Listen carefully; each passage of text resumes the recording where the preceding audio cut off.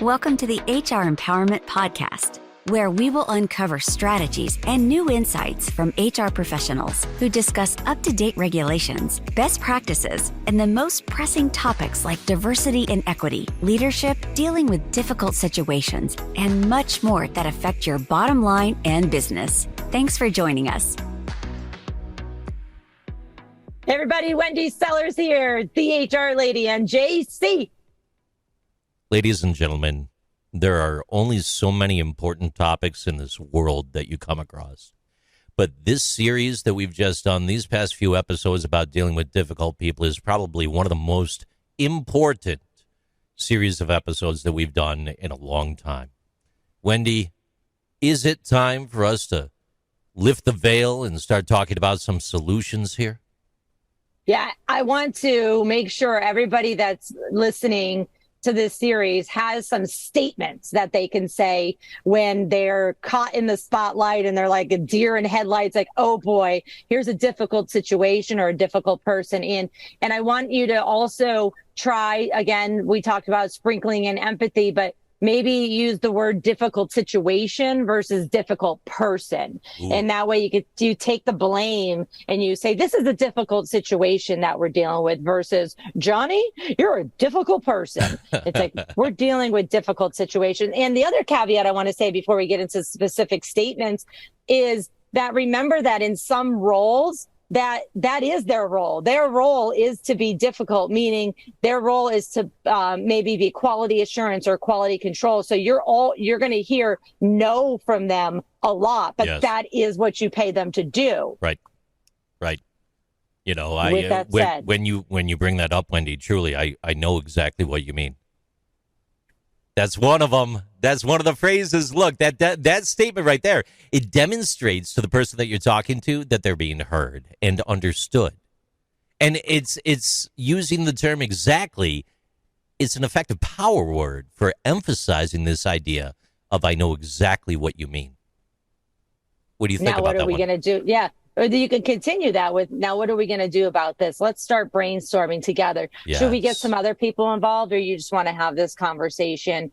I know exactly what you mean. You know, that's the kind of thing I would do too. There's the next one. I'm just going to weave them in. Look, that phrase right there is a demonstration of commonality, and it helps to verify the other individual's decision-making process. It's an affirmation, and it's likely to make those people feel more comfortable in sharing more information with you. Here's another one. I just used this recently with a client as well, client's employee. I appreciate you telling me this. I'd like to pass this message on to so-and-so. Is it okay if I loop them into this email that we've been talking about? Or is it okay that I call a meeting, on Monday and the three of us can talk it out together? So it's getting their permission to continue on the conversation. Now, small caveat here, folks, and people in HR do know this already, but just in case, when somebody does bring something up that could potentially be a legal issue, you can't ask them, is it okay? You have to tell them, I have to loop somebody else in on this. So, harassment, bullying, maybe they're not getting paid for overtime, whatever it is. It's not like, is it okay for me to bring this up? I do apologize. I have to get the police in touch with you due to this situation at this time, right? And then you retain them in your office. I spring that on you while you're taking a sip. I was drinking water and almost spit that all over my laptop. Well, don't hold anybody against their will. That is what the police are for. They do that, not you. But there are times, that you may be dealing with a difficult person and it's a mental health issue, and that you do need to calm yourself and calm them down while you're flagging down another coworker to possibly call 911, right, or whatever it might be, to say, okay, there is this person might be harming themselves or threatening to harm others. So I do need to get the law enforcement involved. All right. So picture a world where you are full of emotions. You're amped up. Things are escalating in the situation that you're in. Now, whatever that emotion is that you're thinking or feeling, grab that emotion for a second, and you're going to use that and insert that in this sentence. And I'm going to use the word stressed. You use whatever word that it is you're thinking of. I know that you feel stressed right now. Just that sentence alone, you're acknowledging and recognizing the other person's emotions. You're paying attention and expressing an overall understanding for how that person feels. You're not going to win the battle that way, but you are definitely going to start to move that needle in that discussion. Wendy, I know that you feel stressed right now. I could see that on your face as I'm talking to you. You're like, JC, talk faster, get going. Quick episode. So don't end that sentence with, but we were all stressed right now. There it is. Because that totally takes away the fact that you cared about them in the first place. Because you're just saying, you're basically saying, suck it up, Buttercup. It is what it is. And we're all feeling stressed. You're not special. So you have to end it with, I know that you feel stressed right now. You can also continue that conversation with, very much understand your concern. Let's see how we can resolve this problem together. I got two that I want to spring on you right now real quick. One of them is, as you are most certainly aware, or as you most likely know, this comment, it actually caters to someone's ego.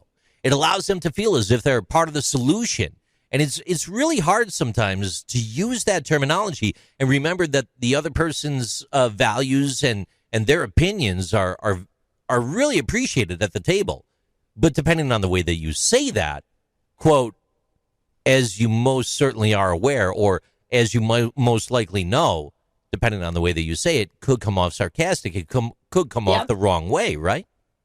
It's all about your tone. A similar statement is, when somebody comes to you with some information, some research, whether it's a 40-page report or just 3 bullet dots, that you go, hey, you've clearly done some great research. And what I'd like to add is blah, blah, blah. Yeah. It depends on you've done your research. It's all about how you say it. And this is difficult when you're caught off guard and you're in person and it just comes out of the blue and it shows it on your face. So HR and all managers, all human beings, we really need to practice that face of okay, I'm going to keep nodding my head and maybe have a happy look on my face, not a grim or rolling my eyes, because people see it and they shut down and they go away. Positive statements to move your things forward, positive statements to take your conversation and keep evolving with it. I got one here I want to spring on you. I know our time's running short here, but one that could help reframe your discussion and get it back on a positive track when it's real negative.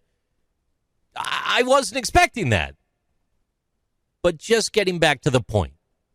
And if you want to add in a little bit of laughter, a little bit of humor there, it's going to help remove any uneasiness. It's all about that emotional intelligence, right? And from the sake of the conversation, it lets the other person that you're involved with and connecting with feel more at ease.